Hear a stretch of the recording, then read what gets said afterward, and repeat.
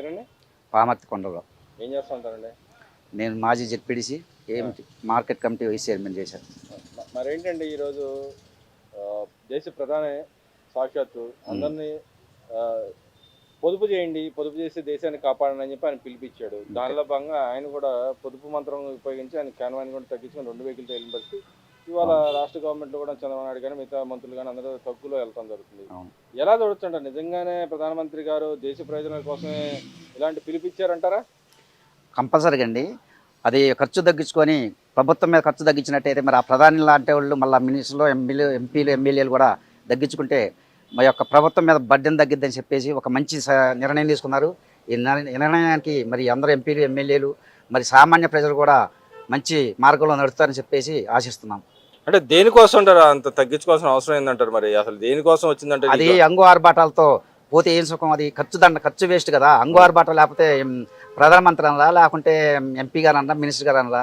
అలా అప్పుడు అంగు ఆర్భాటం ఉంటేనే ప్రధానమంత్రి అని చెప్పేసి ఒక డబ్బా కొట్టుకోవడం కంటే మరి ఖర్చులు తగ్గించుకొని ప్రభుత్వాన్ని నడపడంలో మంచి నిర్ణయం తీసుకోవాలి కానీ అని చెప్పేసి ఆయన ఆ నిర్ణయం తీసుకున్నారు.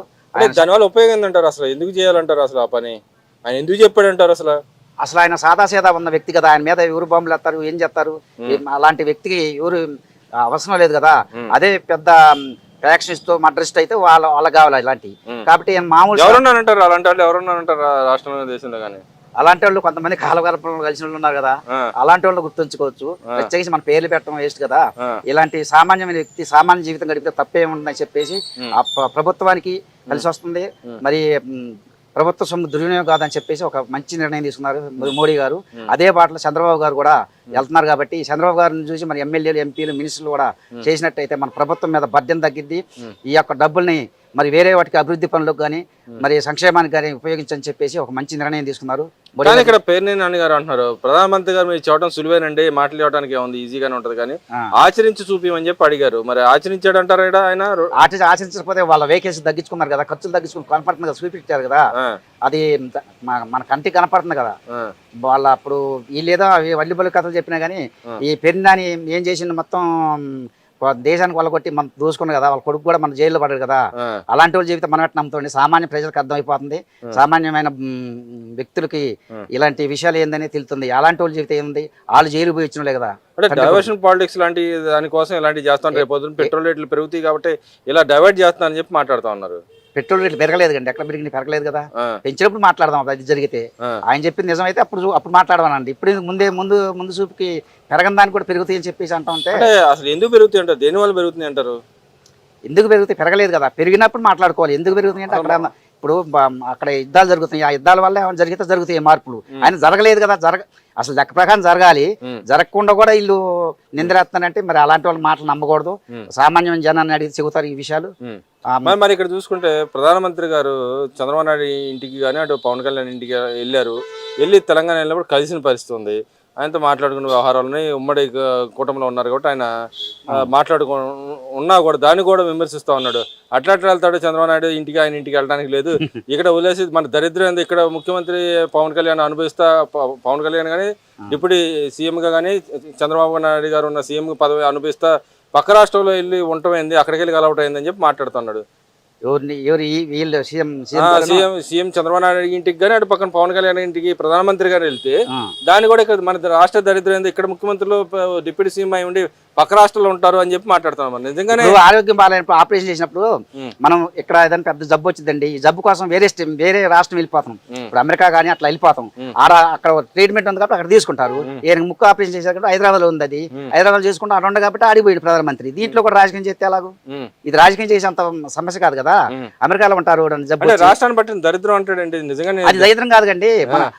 ఒక ఆరోగ్య పరిస్థితి, ఒక ఆరోగ్యం ఏదైనా క్షీణించినప్పుడు మనం హాస్పిటల్ ఎక్కడుంటే హాస్పిటల్కి పోతాం. వేరే స్టేట్లు అయినా సరే, వేరే రాష్ట్రాలైనా సరే, మిత్ర దేశాలైనా సరే.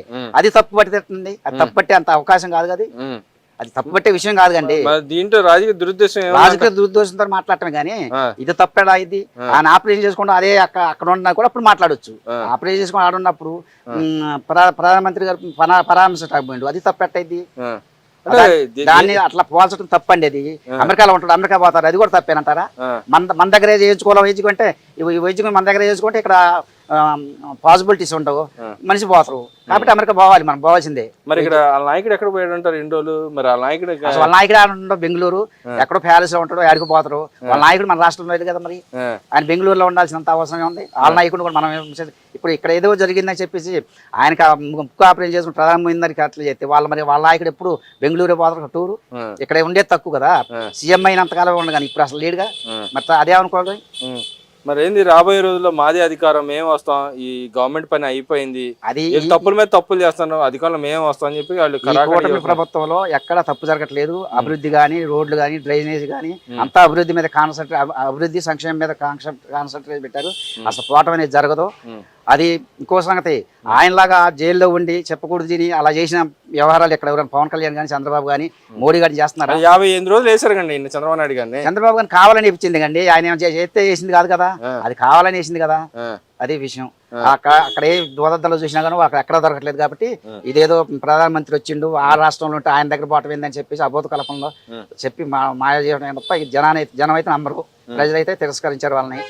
మరి ఏంటి, మరి 2 సంవత్సరాల క్రితం నిన్నటితో ఓటింగ్ అయిన పరిస్థితి, ఈ గవర్నమెంట్ మేము సూపర్ పాలన అందిస్తామని చెప్పి 2 సంవత్సరాలు అయింది.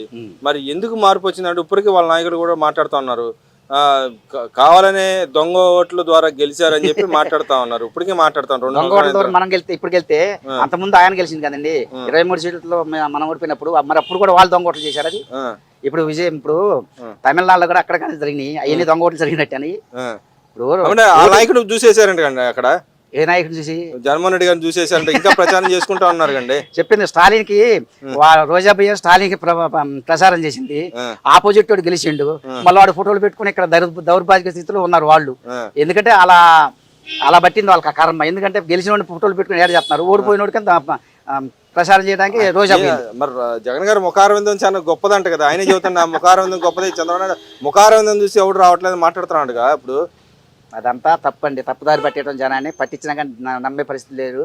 వాళ్ళు ప్రచారం చేసింది స్టాలిన్ చేశారు, యువతలు ఈ ఫోటోలు పెట్టుకుని ఈయన ఫోటోలు పెట్టుకుని ఫ్లెక్సీల్లో ఊళ్ళల్లో ఇప్పుడు పెట్టుకుంటున్నారు. అదంతా రాజకీయ పూరితమైన కక్షపూరితమైన రాజకీయ వాతావరణంతో వాళ్ళు అలా చేస్తున్నారు. అది తప్పని. మరి ఇక్కడ చూసుకుంటే రాబోయే రోజులు నేనే వస్తాను, నేను కరాఖండి చెబుతున్నాడు. మరి తప్పులు చేయట్లేదు మీరు చెబుతున్నారు, నిజంగానే తప్పులు చేస్తున్నా. ఇంకో ఆయన మాట్లాడుతూ ఉన్నాను నిన్న, ఏది ఈ గవర్నమెంట్ వచ్చిన తర్వాత అప్పులు ఎక్కువైపోయినాయి, అప్పులకు సంబంధించిన వైట్ పేపర్ రిలీజ్ చేయమని చెప్పి అసెంబ్లీలో పెట్టమని అడుగుతా ఉన్నాడు. మరి ఆ పెట్టే దమ్ము గవర్నమెంట్ అసెంబ్లీ పెట్టమని అడుగుతున్నారు. అసలు వీళ్ళు వచ్చి అసెంబ్లీకి లొల్లి చేయొచ్చు కదా, అసెంబ్లీకి రాకుండా జీతాలు తీసుకొని టీఏడీఏలు తీసుకొని ఎలయన్స్లు తీసుకొని పారిపోయి ఎవరింటి వాడు ఉండే ఎమ్మెల్యేలు అసెంబ్లీ రాని వాళ్ళకి ఏం తెలిసిందండి వ్యవహారాలన్నీ. అసెంబ్లీకి వచ్చి మాట్లాడితే తెలిసింది అవన్నీ, తెలవకుండా ఉత్తగా పేపర్ స్టేట్మెంట్ ఇచ్చి ఏదో జరిగిపోతుంది అంటే అసెంబ్లీకి వచ్చి కూర్చొని గర్జించి వాళ్ళని ఈ అధికార కూటమి ప్రభుత్వాన్ని ఒత్తిడి చేయాలి. ఒత్తిడి చేసి మనకు కావాల్సిన పనులు, ప్రజలకు కావాల్సినటువంటి వస్తే ఎందుకు బెటర్ అండి, కూర్చోవాలి కదా. వాళ్ళు వచ్చి వీళ్ళు పారిపోతారు, ఏంది వీళ్ళు వస్తే వాళ్ళు పారిపోతున్నారు కదా, వాళ్ళ సంఖ్య బలం లేకుండా పోయింది.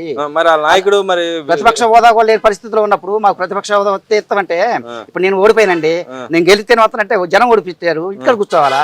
అంతేగాని అంటే పోరాడడానికి జనాల్లో కూర్చోవాల్సిన అవసరం ఉంది, అడగడానికి జనాల్లో కూర్చోకుండా పోరాడొచ్చుగా. పోరాడుతున్నాడు ఆయన, మరి అలసిపోయి విదేశీ పర్యటన కూడా ముగించుకొని వచ్చాడు. మరి ఇప్పుడు వచ్చి అసెంబ్లీ కూర్చోవాలంటే రేపు అసెంబ్లీ జరిగినప్పుడు అసెంబ్లీ రావండి, ప్రశ్నలు జనాన్ని గురించి ఎక్కడ తప్పు జరుగుతుందో చూపివనండి, చూపించి నిలదీయవనండి. నిలదీసే దమ్ము లేదు, సంఖ్యాబలం లేదు, వీళ్ళు వాళ్ళకి వచ్చే స్థాయి లేదు, ప్రతిపక్ష హోదా లేదు, అవన్నీ వాళ్ళు పెట్టుకోవటం. అవన్నీ అధికారం ఉంటుంది కానీ లోపలికి వచ్చే అధికారం రావాలి. మరి వచ్చి కూర్చోవాలి కండి, వచ్చి కూర్చొని ప్రశ్నించాలి కదా. ఇలా ప్రశ్నించడం కోసం నుంచోబెట్టి గెలిపించింది జనం. మరి ఆ ప్రశ్నించడం కూడా లేదు, లేకపోగా ఏదో ప్రెస్ మీట్ పెట్టి అక్కడ అది పోతుంది ఇది పోతుంది అదే జరుగుతుంది చెప్పడం తప్ప ఏమీ లేదు వాళ్ళది. ఏంటి ఈ రోజు చూస్తే రాష్ట్రం మొత్తంలో పెట్టుబడులు వస్తున్నాయని చెప్పి పెద్ద పెద్ద సభలు పెడుతున్నారు, వస్తున్నాయి పెట్టుబడులు వస్తున్నాయి, పరిశ్రమలు పెడుతున్నారు, అన్ని జరుగుతున్నాయి కండి. వైజాగ్ గానీ, తర్వాత అమరావతి గానీ, రాయలసీమ గానీ అన్ని పెట్టుబడులు పెడతామని చెప్పేసి వాళ్ళు పరిశ్రమలు పెడతామని వస్తున్నారు. మన పెట్టుబడులు పెట్టడం మనం రెడీగా ఉన్నాం, జరుగుతూనే ఉన్నాయి కదా ప్రాసెస్. ఉద్యోగాలు, ఐటీ ఉద్యోగాలు వాళ్ళు వస్తూనే ఉన్నాయి, అంతా బాగానే జరుగుతుంది కదా. రావట్లేదు అంటున్నారు వాళ్ళు, అంత మా నాయకుడు చేస్తున్నాడు, ఇనాగ్రేషన్ కూడా మా నాయకుడు రోజులు తిరుగుతా ఉన్నాడని చెబుతున్నాడు. లండన్ లో ఉన్నా కూడా ఇక్కడ తిరుగుతున్నాడు. అప్పుడు ఆయన చేసినప్పుడు కేఈ ఇప్పుడు ఈ కార్ల పరిశ్రమ అన్ని అయిపోయినాయి కండి. ఆయన చేసినప్పుడు కార్ల పరిశ్రమ వాళ్ళ పర్సంటేజ్ అయితే వాళ్ళు ఎక్కడ నుంచి పోయిన పరిశ్రమలో పోయినాయి, ఉన్న పరిశ్రమలో పోయినాయి. అప్పుడు చంద్రబాబు తీసుకొచ్చిన పరిశ్రమలో మొత్తం కియా వాళ్ళకి మొత్తం బీకొని పోయారు. అట్లా ఇప్పుడు మళ్ళా ఇప్పుడు మన ఎంపీ గారు ఉన్నారు కదా, మాజీ గుంటూరు ఎంపీ, ఆయన గల్లా జయదేవ్ వాళ్ళని కూడా ఒత్తిడి చేస్తేనే కానీ వాళ్ళు కూడా తగ్గింది. ఆ పరిశ్రమ కూడా ఇదై బ్యాక్ చేసినప్పుడు వాళ్ళ అధికారంలో ఉన్నప్పుడే కదా వాళ్ళు చేసింది. వాళ్ళ పరిశ్రమ మీద ఒత్తిడి చేసి పరిశ్రమలకి పర్సెంటేజ్లు తర్వాత అని చెప్పేసి ఇబ్బందులు పెడితే పరిశ్రమలు రాకుండా పోయింది.